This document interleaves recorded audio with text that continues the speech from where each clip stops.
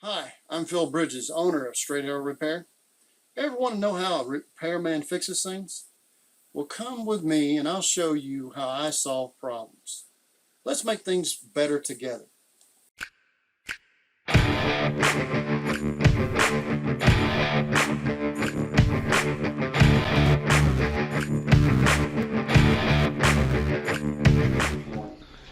Now we're taking the stand-in tower out. It's just all the same thing as the whirlpool, the garden tub. It's screws that holds the trim, and then the surround itself is fastened to the wall with screws, and we pulled that.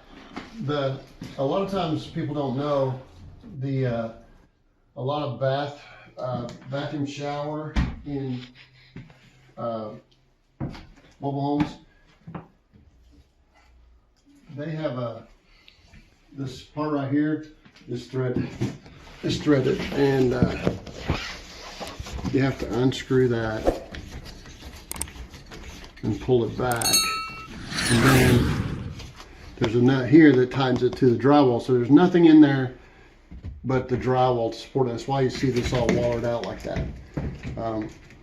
In this case, the water's already off, and somebody had it all loose, so that's why it was flopping all around, because it probably had something hanging here.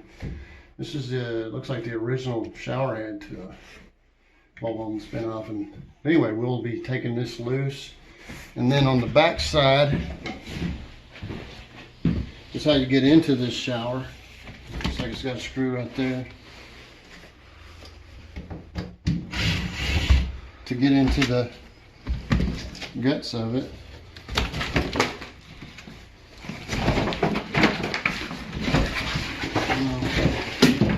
Probably can use Phil Bridges.